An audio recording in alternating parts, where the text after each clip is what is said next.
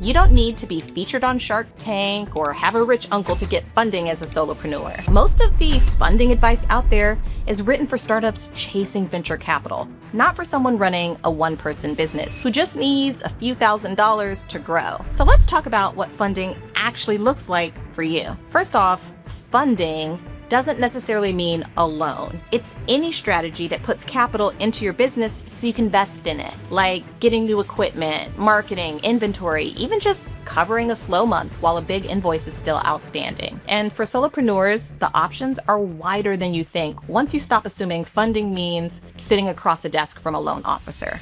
Y'all, I'm just gonna start with the one nobody wants to hear: bootstrapping.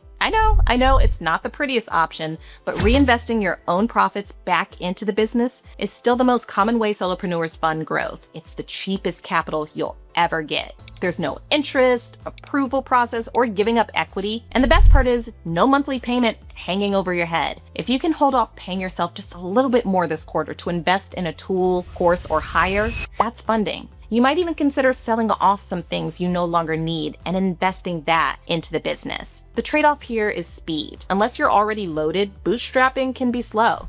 But for a lot of solopreneurs, slow and debt-free beats fast and leveraged. Next is business credit cards. This is often the first real financing tool a solopreneur gets, since the applications are fast, approval is usually easier than a term loan, and a lot of them come with 0% intro APR periods that function like a short-term interest-free loan. That can be a real cash flow lever if you're financing something like a new laptop or a batch of inventory you know you can pay off in 6 to 12 months. The catch is you need an actual business credit card, not your personal one with a business expense on it. Using personal credit for business expenses muddies your books, makes tax season harder, and does nothing to build business credit, which matters more the bigger you grow. Business credit is completely separate from your personal credit score, and it's built through things like a DUNS number from Dun & Bradstreet, trade lines with vendors who report payment history, and simply paying on time under your business's name instead of your own. If you've never touched this,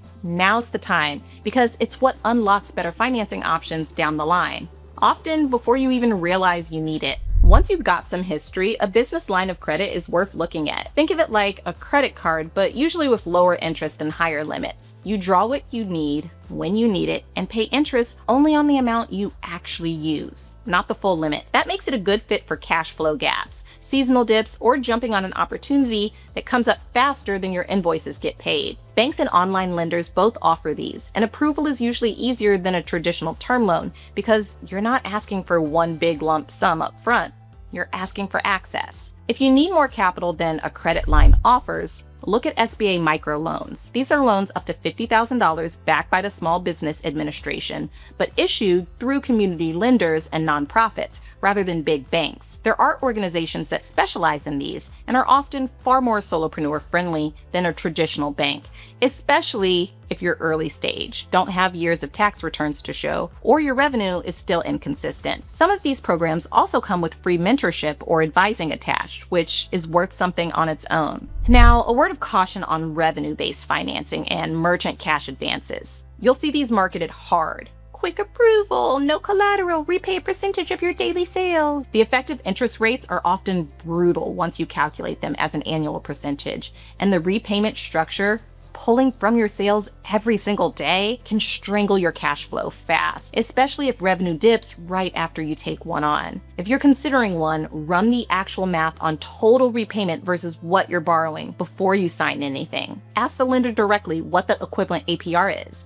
If they dodge the question, there's your answer. Grants are the holy grail because it's money you don't pay back, but they're competitive and often niche, so they shouldn't be your only plan. Look for grants tied to your specific situation. Women-owned businesses, minority-owned businesses, veteran-owned businesses, or grants specific to your industry like creative fields or food businesses. Local chambers of commerce, small business development centers, and economic development offices are an underrated source here. And they're not always well advertised online, so it's worth calling and asking directly what's currently open. And don't sleep on friends and family and crowdfunding. A personal loan from someone who believes in what you're doing, or a Kickstarter or GoFundMe style campaign, if you've got a product people can get excited about, are legitimate funding paths. Just put the terms in writing, even with family, especially with family.